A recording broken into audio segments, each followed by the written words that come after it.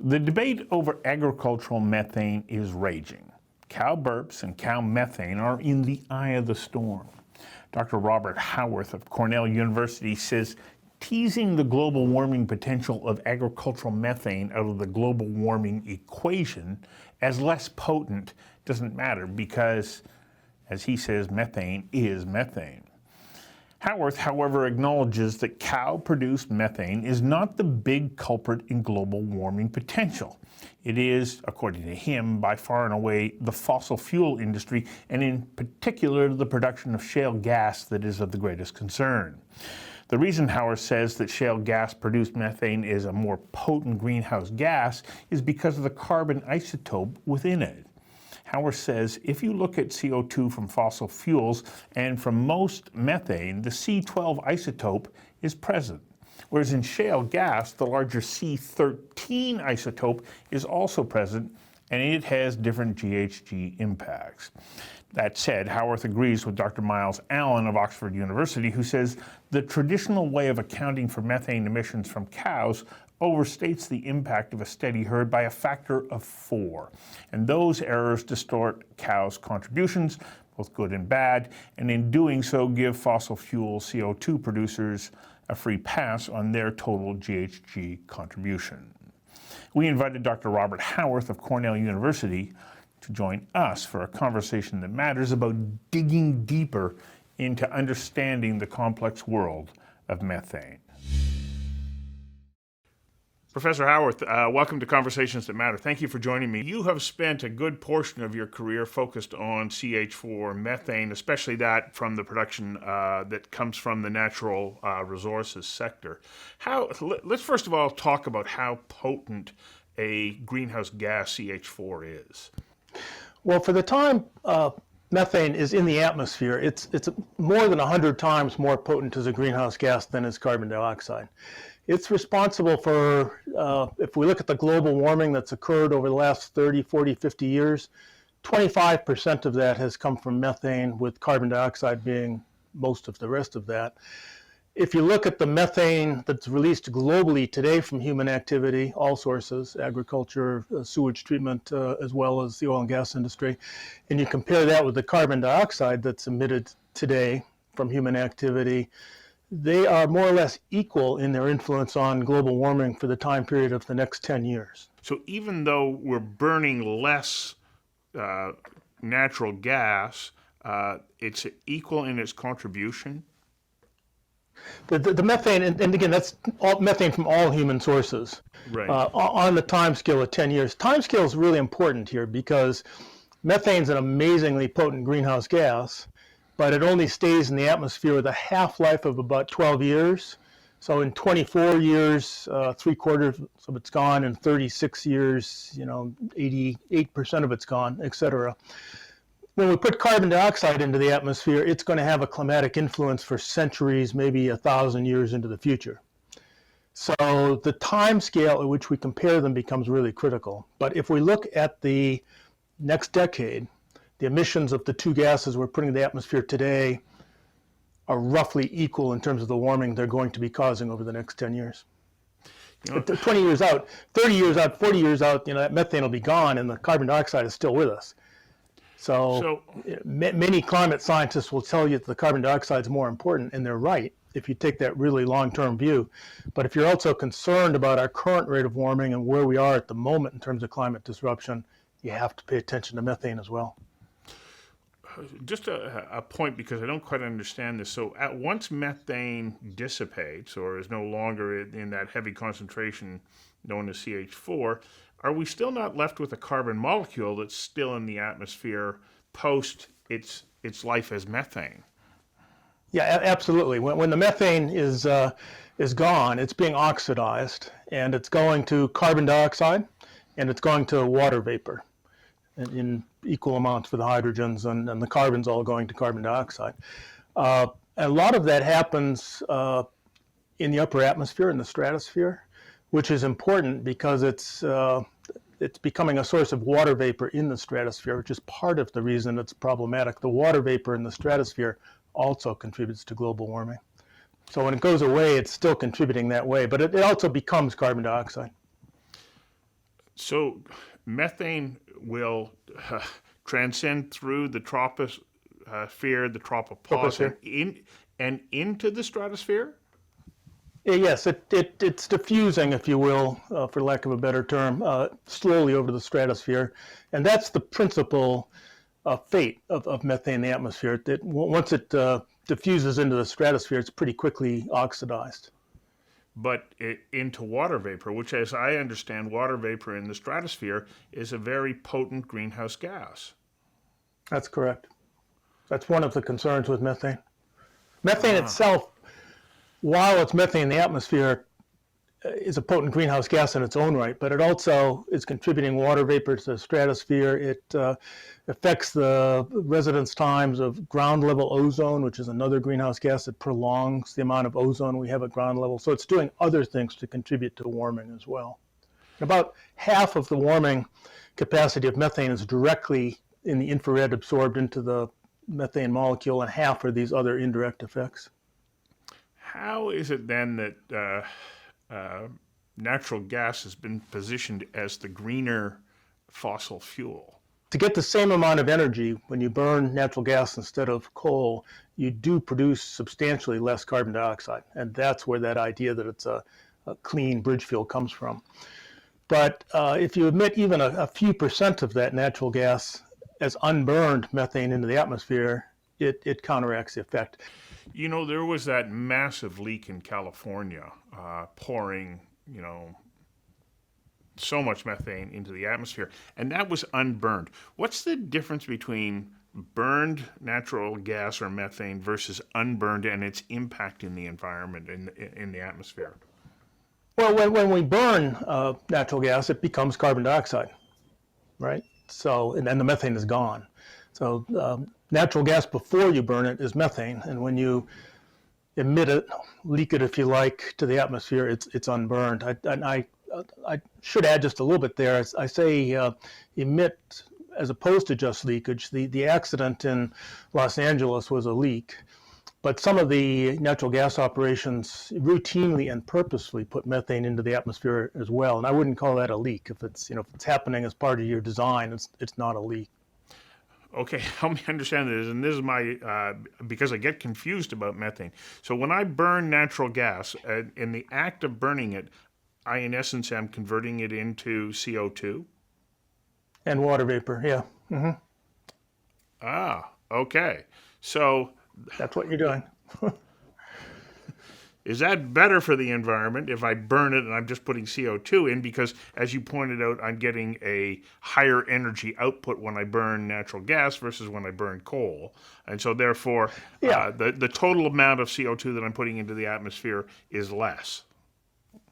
That's correct. So when you're burning natural gas instead of coal, you're putting less carbon dioxide into the atmosphere, but you're putting more methane into the atmosphere because of these emissions and leaks. There's a little bit of methane associated with coal as well, but methane is a contaminant, if you will, in coal. And so when you develop coal, there's some methane emissions. It's substantial, but nowhere near as much to get the same amount of energy as for natural gas, which makes sense if you think about it, because again, natural gas is 92-95% methane. That's what it is.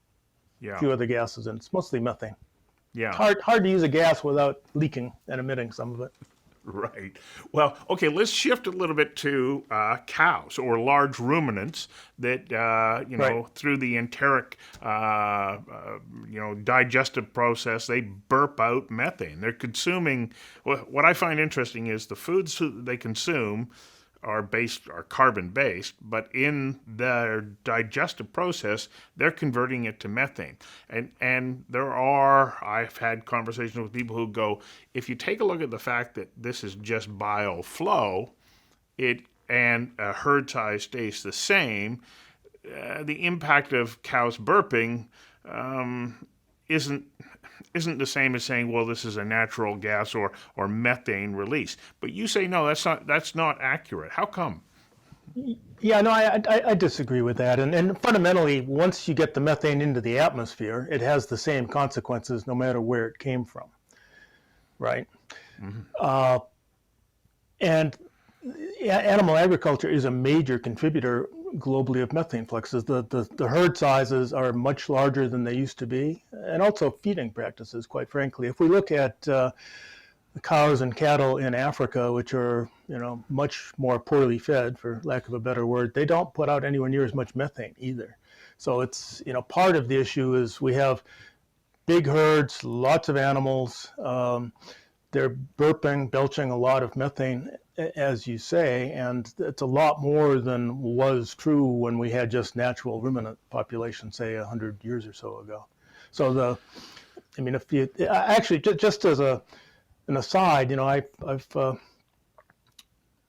one of the things I've been working on for the last couple of years, I published a paper in 2019, was what the major sources of methane are globally and how those have changed over the last 15 years. And I won't get into too much detail unless you want me to, but we can look at the details of the carbon chemistry in that methane molecule. Most of it's carbon-12, but some of it's carbon-13, a little heavier isotope, a little tiny bit of it's radioactive, carbon-14. And you can look at the time trends in those over time. And there were people who were saying, there are people still saying, that the big increase globally in methane emissions over the last 15 years, and they've been going up quickly, are from cows and increases in cow emissions. That didn't ring true to me, just because the herds aren't growing in that size.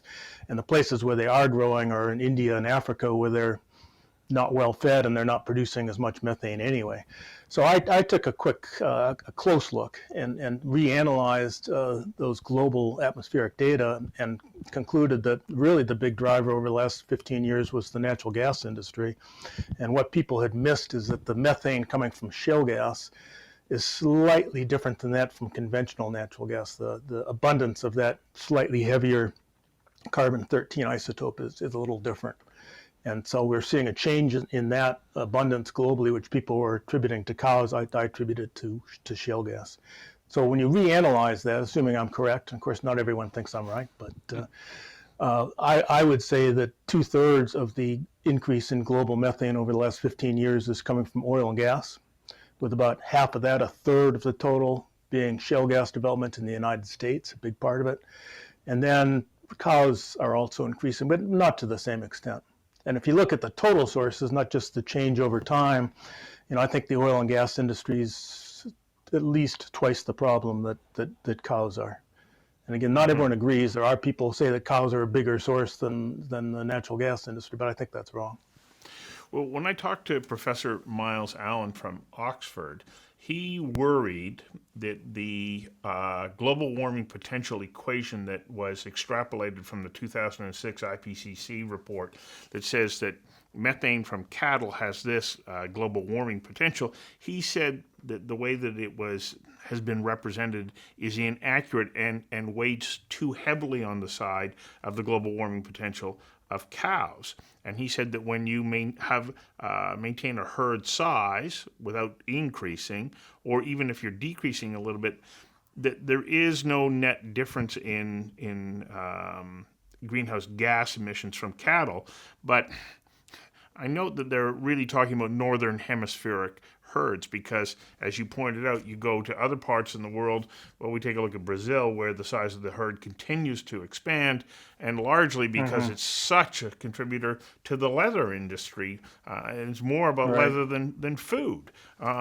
So I have a little bit of trouble trying to figure out just exactly, what information is right. And Professor Allen is a highly respected climate scientist. Well, absolutely. I have a great deal of respect for his climate science. It doesn't mean I always agree with him, however. As a side track, you're right. The cattle populations in Brazil are going up rapidly. As far as I know, no one has ever measured what their methane composition is, what their burping is. There was rather little effort in Africa until just the last 5 or 6 years ago, not too much in India.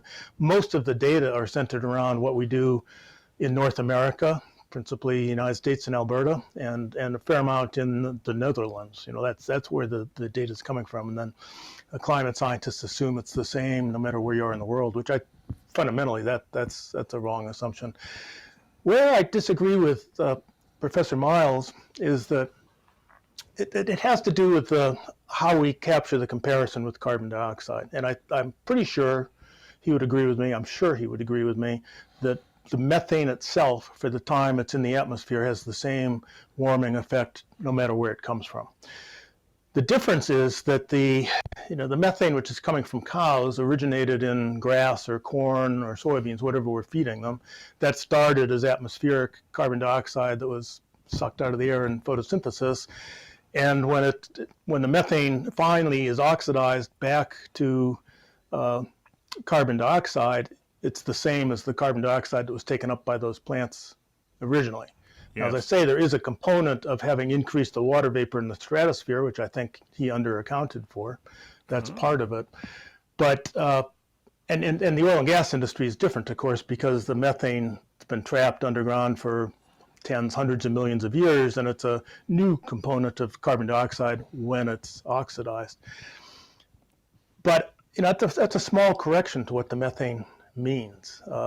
It's depending on what time frame you want to use and how you account for the global warming potential. He has a particular approach he calls GWP star, which some people are big fans of. I'm not, though.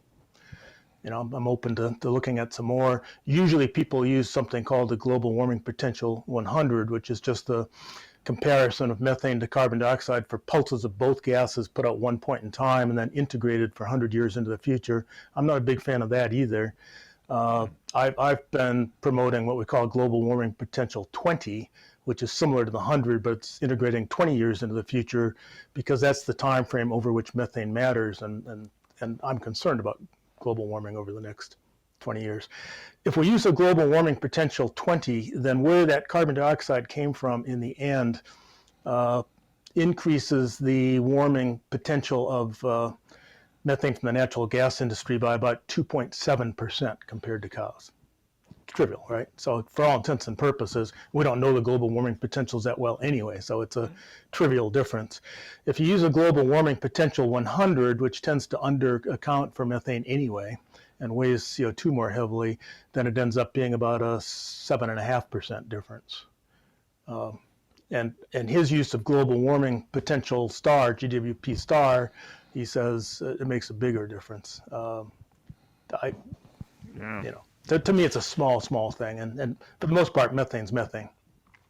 So how then do we address methane issues related to cows if we consider the fact that cows are an integral part of the food supply?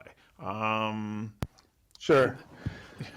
I've been getting attacked recently for having entered into this argument on Twitter, and people like to say that I'm a pawn of the oil and gas industry, which is ironic as hell if you should see what the oil and gas industry has to say about me. But anyway, I didn't read any of your online. I didn't read any of your online submissions that way.